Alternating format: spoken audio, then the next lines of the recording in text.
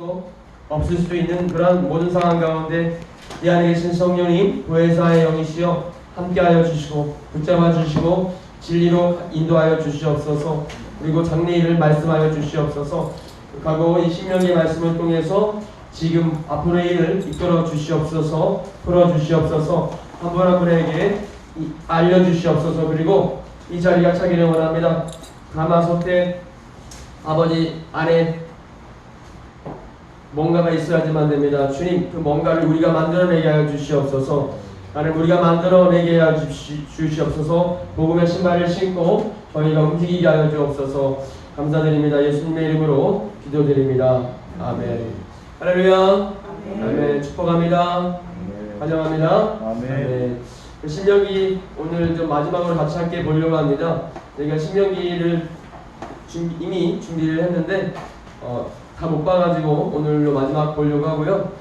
저는 이렇게 말씀 있는 그 자체를 읽으면서 보는 거를 굉장히 중요하게 생각을 합니다. 말씀은 하나님이시고 말씀은 곧 예수님이시기 때문에 그렇고요.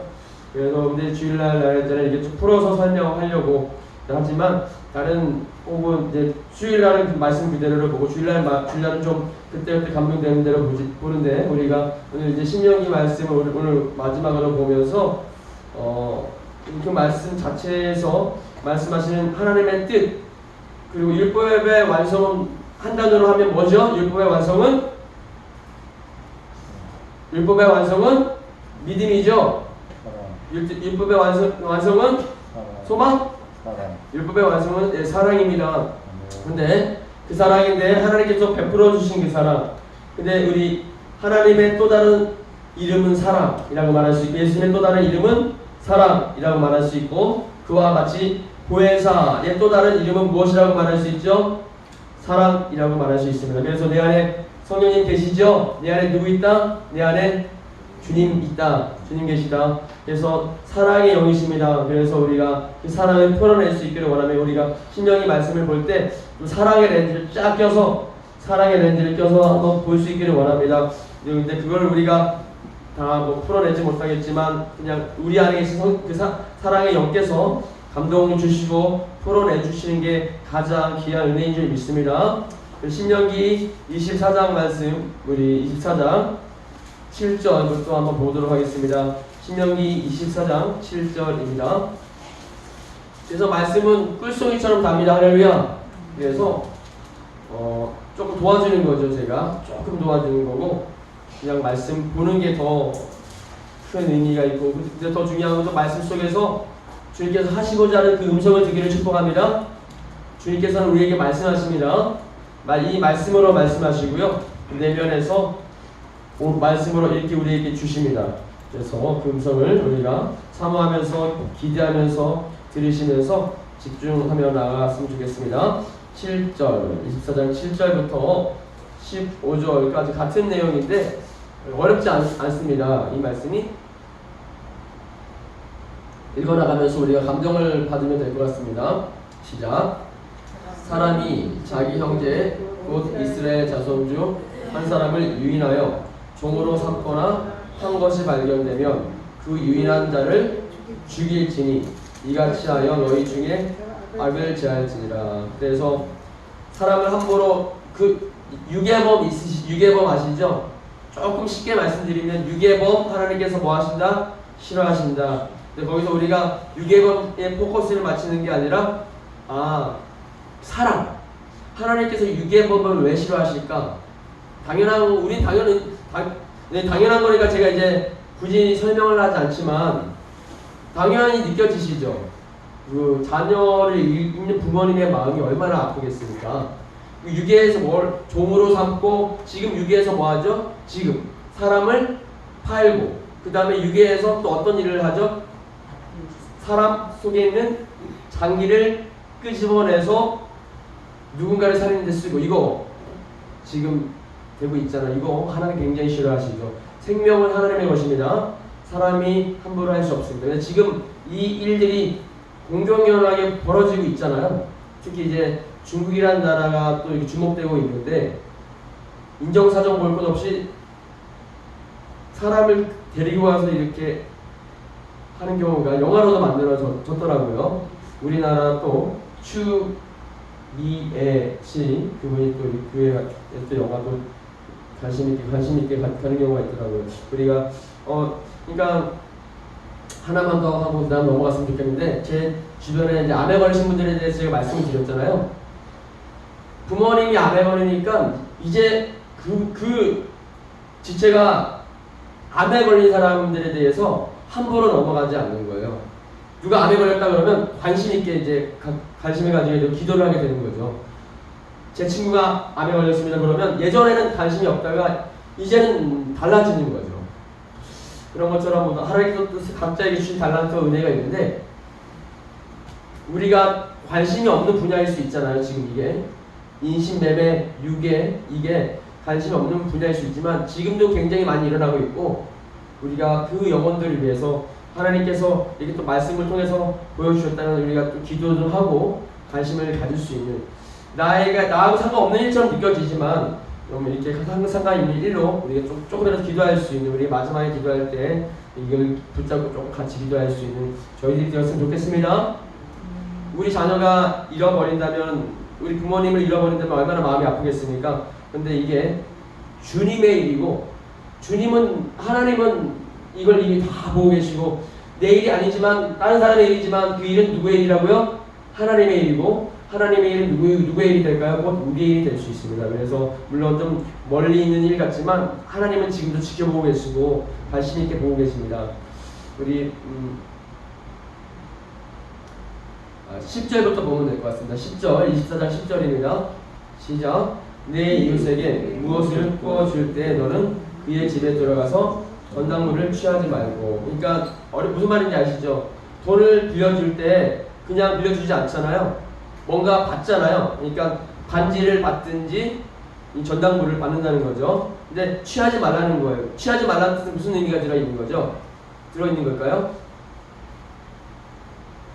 한번 뒤에 보면 또 나와 있습니다. 11절 시작. 너는 밖에 서 있고 내게 꾸는 자가 전당물을 밖으로 가지고 나와서 내게 줄 것이며 남의 집에 함부로 들어가지 말고 그러니까 기다리라는 거죠. 그런데 12절 말씀을 또 읽어보면 더 마음이 이해가 됩니다. 하나님의 마음이 시작. 그가 가난한 자이면 너는 그의 전당물을 가지고 자지 말고. 그러니까 가지고 있지만 자지 말라는 얘기는 뭐예요? 돌려주라는 얘기 같은데 13절에 나와 있습니다. 시작. 해 질 때에 그 전당물을 반드시 그에게 돌려줄 것이라. 그리하면 그가 그 옷을 입고 자며 너를 위하여 축복하리니. 아멘. 그 일이 내 하나님 여호와 앞에서 내 공의로움이 되리라. 할렐루야. 아멘. 아멘.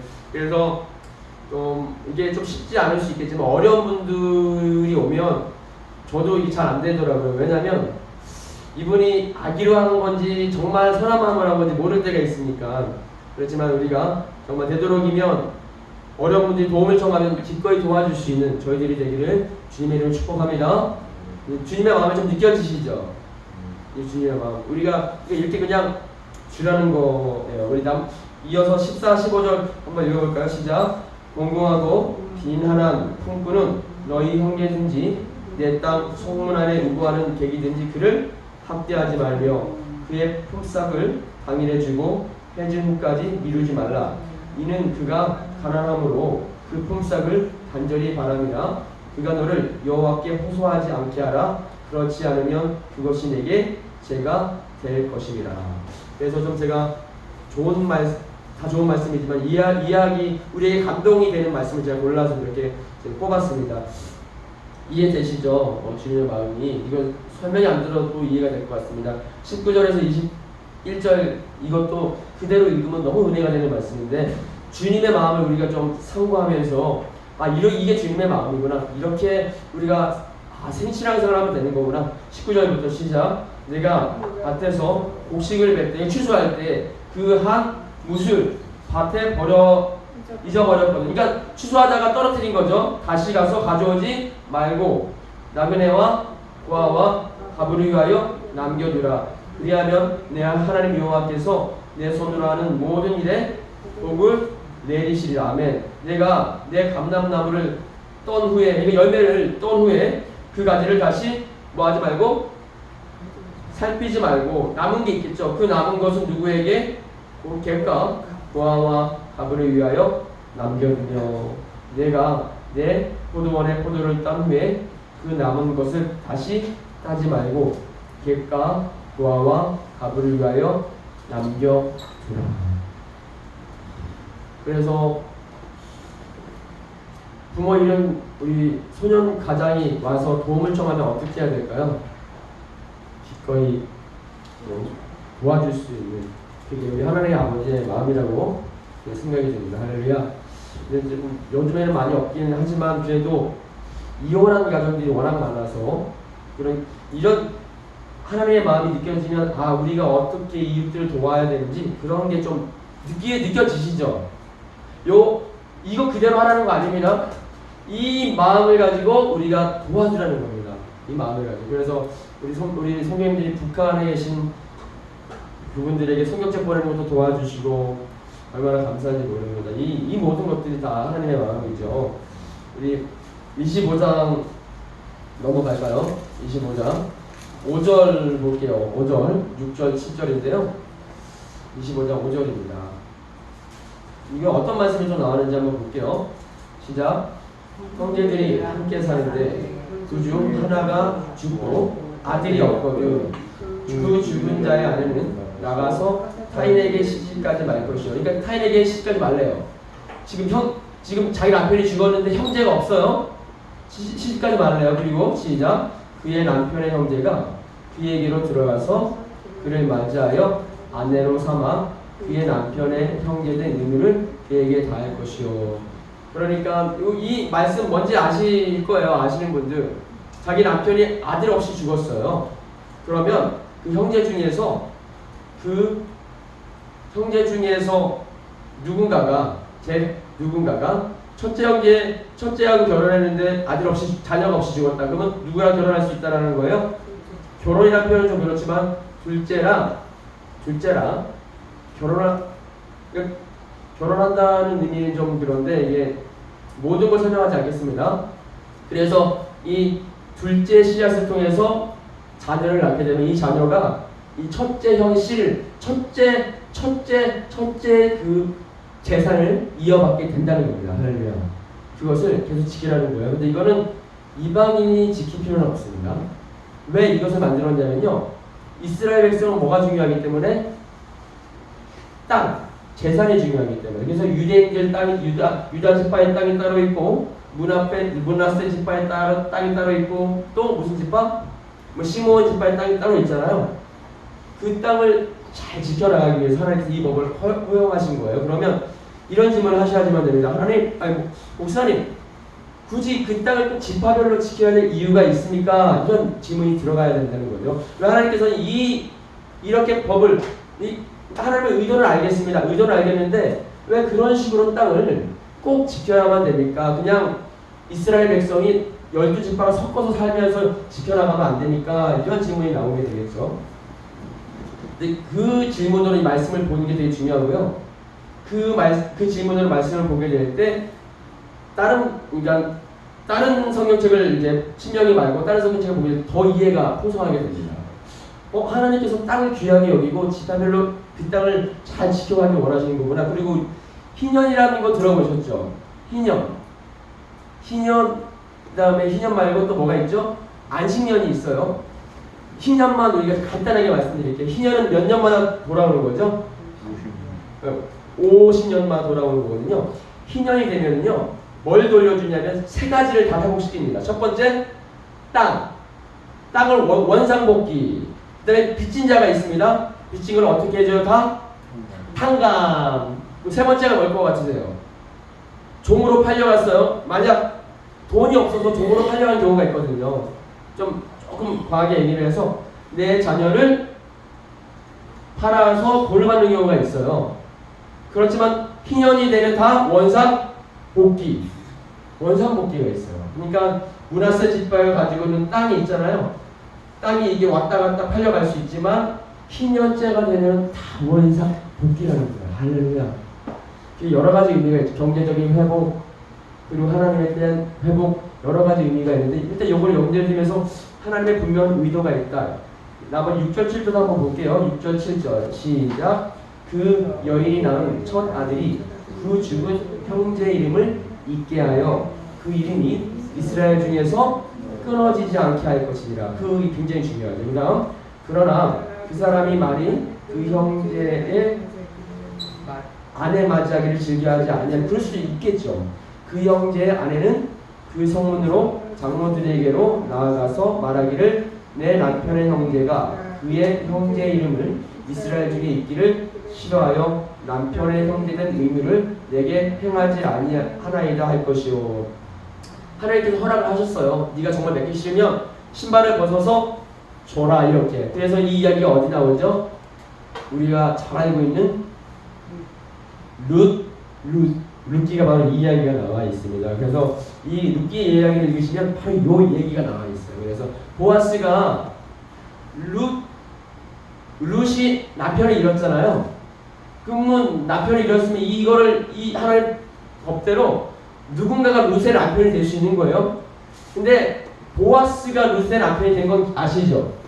보아스는 룻하고 가장 가까운 사람이 아니라 룻하고 두 번째로 가까운 사람이었는데 첫 번째로 가까운 사람이 있었어요. 그런데 룻의 남편이 되기 싫어해서 그 첫 번째로 룻하고 첫 번째로 가까운 사람이 그 자기의 신발을 벗어서 보아스에게 줬어요. 그리고 보아스 네가 내 역할을 대신해라 이렇게 하면서. 근데 이 룻기의 이야기를 읽으면 너무 또 은혜가 되고 오순절날 읽는 성경책이 바로 룻기입니다. 성령 감임절날. 네. 룻기 이야기는 다음에 한번 우리가 저녁 시간에 한번 같이 하면 좋을 것 같습니다. 룻기 이야기는 한번 저희가 신명기 끝나고 한번 해보도록 하고요. 13절, 15절 거기만 하면 되고요. 13절에서 15절 그대로 읽기만 하면 됩니다. 이것도 이해가 바로 되는데요. 시작. 너는 내 주머니에 두 종류의 좋을주 곧 큰 것과 작은 것을 넣지 말 것이다. 근데 그 이유가 뒤에 나옵니다. 내 집에 두 종류의 돼 곧 큰 것과 작은 것을 두지 말 것이요 오직 온전하고 공정한 좋을주를 두며 온전하고 공정한 데를 둘 것이라. 그리하면 내 하나님 여호와께서 내게 주시는 땅에서 내 날이 길리라. 그러니까 공평하게 하라는 거죠. 예를 들면 장사할 때 거짓적을 하지 말고 있는 그대로 하라는 거죠. 쉽게 말씀드리면 어디에 적용이 되는지 아시겠죠? 우리 27장으로 한번 넘어가 볼까요? 27장. 이게 주님의 마음, 하나님의 마음이잖아요. 지금 이 말씀을 지금 살아가는 저희들한테 적용을 그대로 할 수 있을 것 같아요. 18절부터 한번 보도록 하겠습니다. 27장 18절. 18절 여기 몇 개 골라서 볼게요. 좀 이게 내용이 아까 우리 17절 먼저 잠깐 볼게요. 17절이 아까 그 말씀입니다. 17절. 아까 계대 결혼에 관련된 이거랑 연관된 말씀이죠. 17절 시작. 그의 이웃의 경계표를 옮기는 자는 조대를 받을 것이라 할 것이요 모든 백성을 만연할지니라. 그러니까 경계표를 함부로 옮기지 말라는 거예요. 그들의 땅을 그대로 인정하라는 겁니다. 그 다음에 18절 볼게요. 18절 시작. 맹인에게 길을 잃게 하는 자는 저주를 받을 것이라 할 것이요 모든 백성은 아멘할 것이라. 이게 맹인이 길을 걸어갈 때 어떻게 하라는 걸까요? 도와주라는 거예요. 길을 잘 갈 수 있게. 맹인뿐만 아니라 모든 사람들이 다 적용이 되겠죠. 그 다음에 우리 몇 절 볼까요? 여기서는 다 보고 21절 볼게요. 21절 아마 보시면 아마 아실 거예요. 제가 설명하지 않아도 시작. 짐승과 교합하는 모든 자는 저주를 받을 것이라 할 것이요 모든 백성은 아멘할지니라. 그래서 이 짐승은 특히 이제 요즘에 큰 강아지, 큰 개, 말 이렇게 좀 이 짐승과 이제 성적인 교합을 얘기를 하는 거죠. 그 다음에 우리 23절 볼까요? 23절 시작. 장모와 동침하는 자는 저주를 받을 것이라 할 것이요 모든 백성은 아멘할지니라. 그러면 여기서도 우리가 이제 알아야 될 게 하나님은 사랑이시라는 거예요. 하나님은 사랑이시기 때문에 이 법을 주시는 건데 가장 큰 거 하나만 붙잡도록 할게요.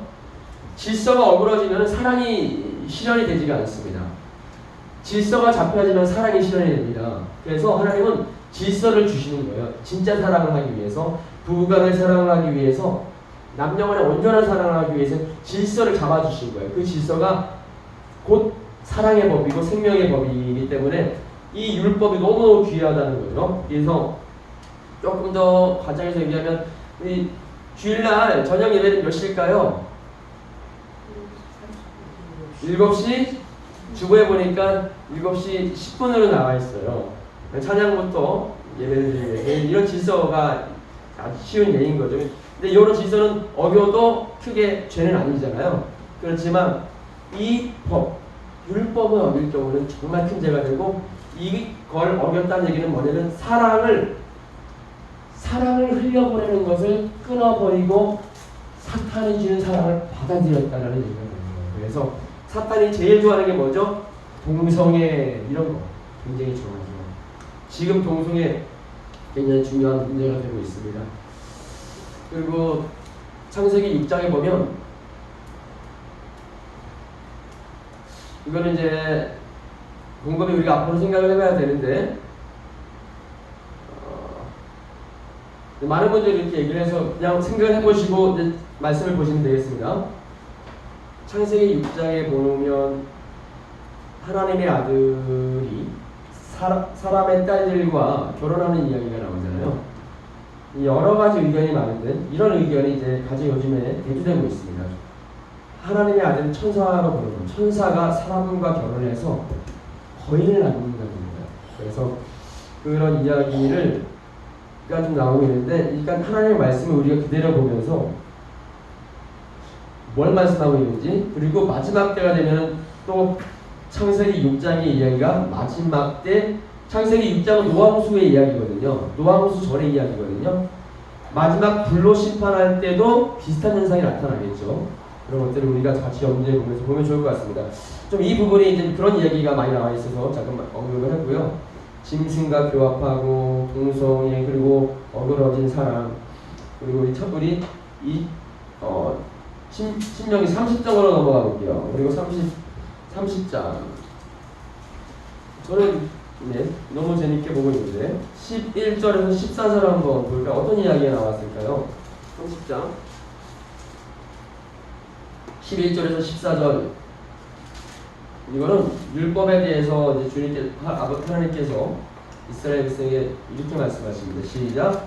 내가 오늘 내게 명령한 이 명령은 내게 어려운 것도 아니요 먼 것도 아니라 하늘에 있는 것이 아니니 내게 이르기를 누가 우리를 위하여 하늘에 올라가 그의 명령을 우리에게로 가지고 와서 우리에게 들려 행하게 하랴 할 것이 아니요. 그러니까 하나님의 율법이 멀리 있다는 게 아니죠. 바로 어디 있다는 거예요?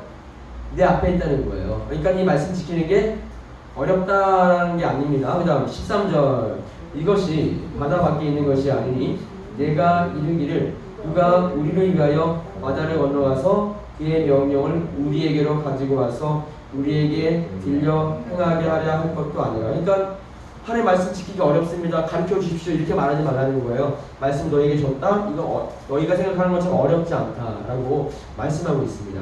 그러면 14절 시작. 오직 그 말씀이 내게 매우 가까워서 내 입에 있으며 내 마음에 있은즉 내가 이를 뭐 할 수 있다?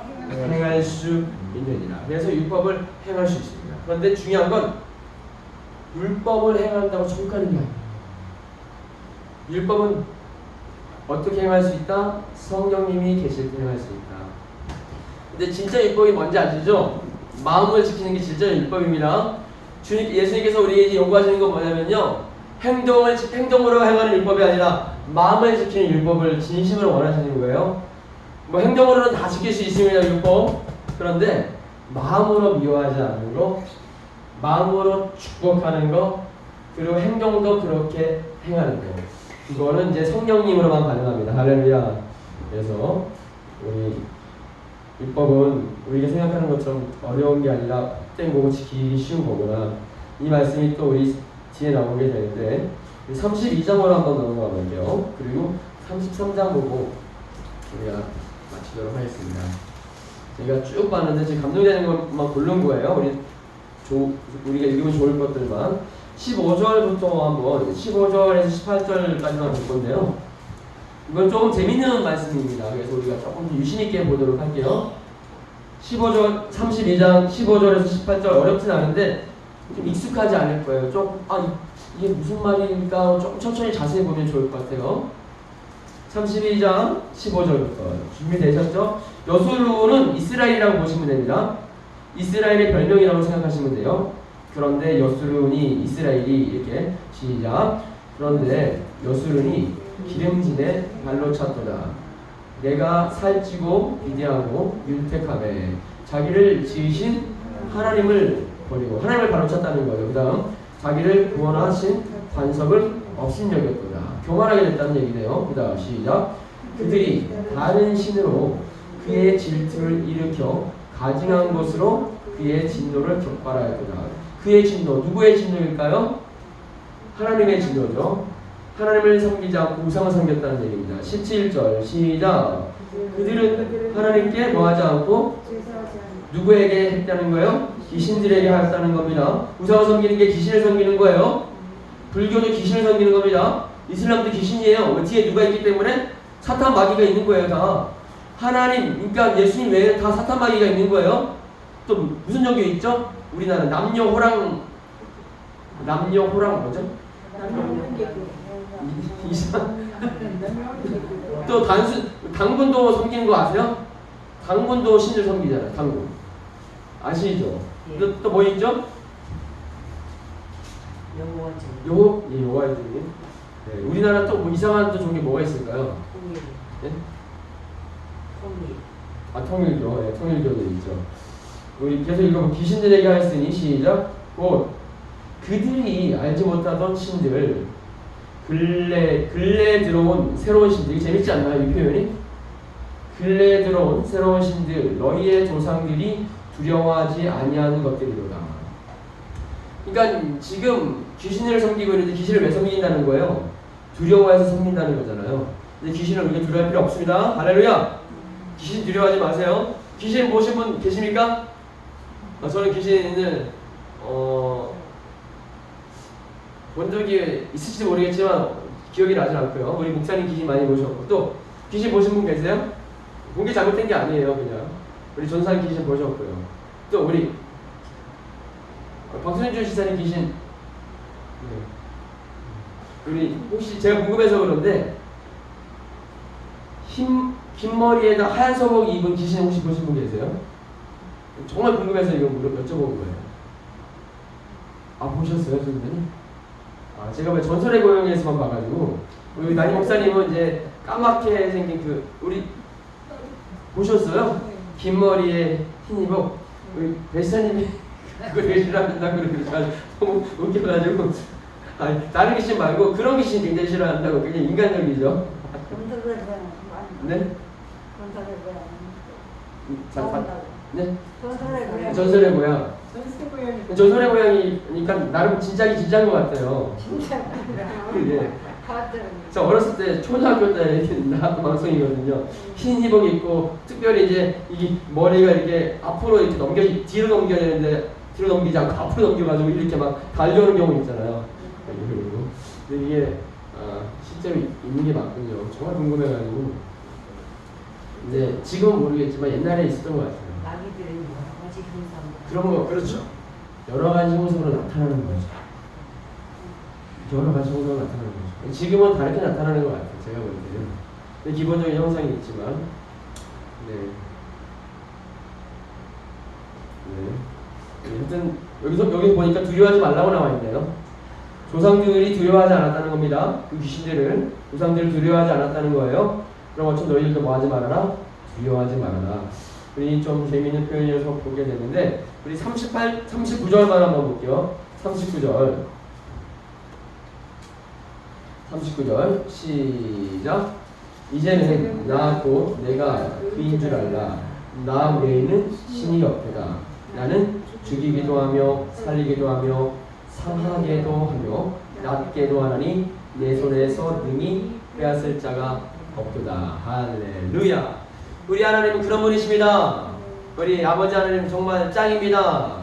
우리 하나님 아버지 짱이십니다. 우리 아버지 하나님께 박수 영광 올려드립니다. 아버지 하나님 감사합니다. 아버지 하나님 고맙습니다. 두려워하지 않겠습니다. 마지막 33장 볼 건데요. 2절 볼게요. 우리 하나님이 우리 안에 계십니다. 구해사로 계십니다.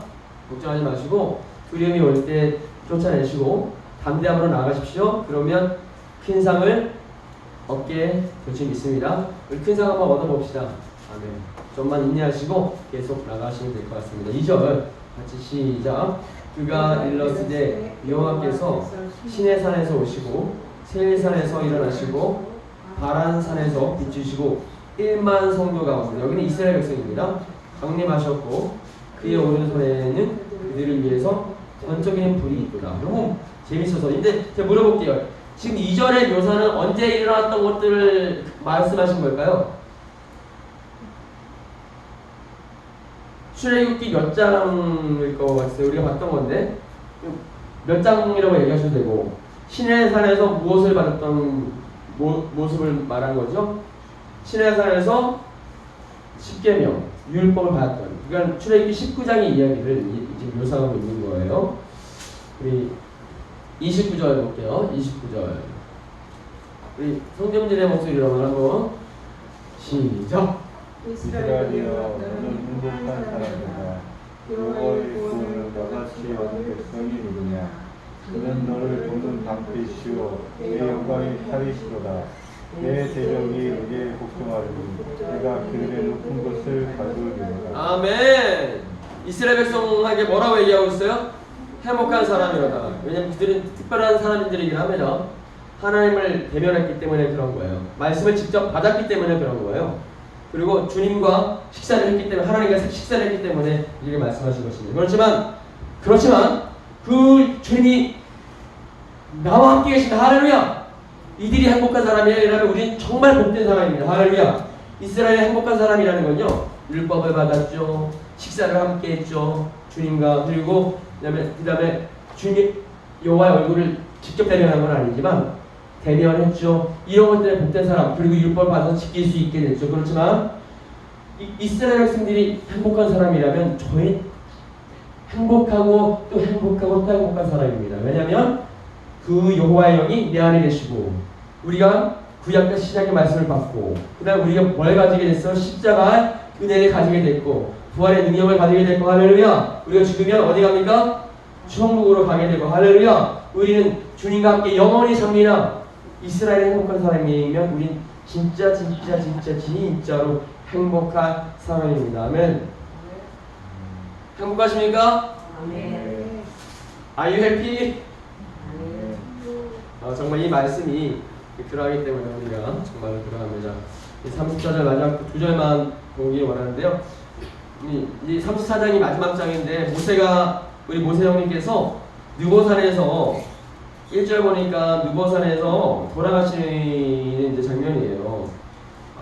이제 5절 보니까 모세 형님께서 우리 할아버지가 어디서 돌아가셨어요?